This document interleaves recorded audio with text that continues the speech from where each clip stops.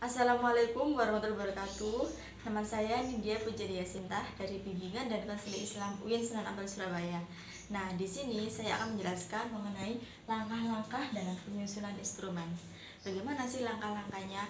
Yang pertama yaitu analisis variabel. Kemudian yang kedua, menetapkan jenis instrumen. Yang ketiga, menyusun materi.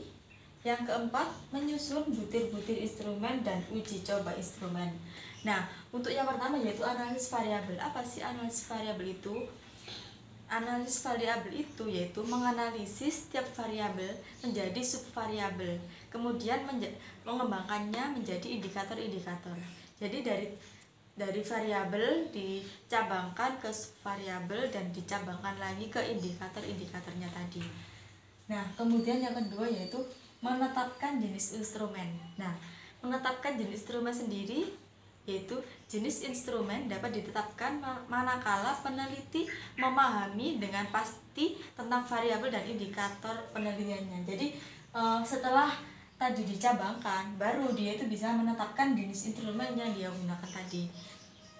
Kemudian penyusunan materi dalam instrumen. Nah, materi sendiri yaitu kisi-kisi, dimana kita itu membuat kisi-kisi materi yang diperlukan untuk pedoman dalam merumuskan butir-butir instrumen. Jadi seperti kayak pertanyaan-pertanyaan yang akan kita gunakan nanti. Nah, kemudian menyusun butir-butir instrumen, yaitu menyusun butir pertanyaan sesuai dengan teori instrumen yang digunakan. Jadi ini tuh menyusun materinya. Materi kita fokuskan kemana. Kemudian kalau butir-butirnya itu, nah fokus ke satu masalah tadi, baru kita buat pertanyaan yang membahas tentang masalah itu tadi. Nah, itu namanya menyusun butir-butir instrumen atau cabang dari materi-materi ini tadi.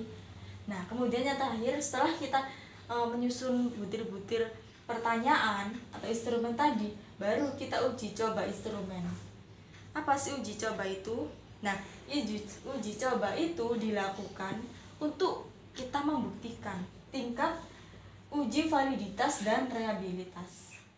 Nah, di dalam uji coba instrumen tadi itu berisi mengenai dua hal, yaitu uji validitas dan uji reliabilitas. Kalau validitas itu uji yang sesuai dengan sasaran yang dituju.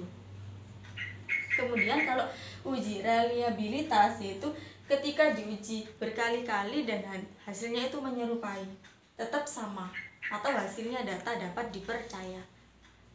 Datanya ketika dilakukan pengujian itu hasilnya tetap dan dapat dipercaya. Itu namanya uji reliabilitas. Itu tadi penjelasan dari saya yang singkat. Kurang dan lebihnya saya mohon maaf. Terima kasih. Wassalamualaikum warahmatullahi wabarakatuh.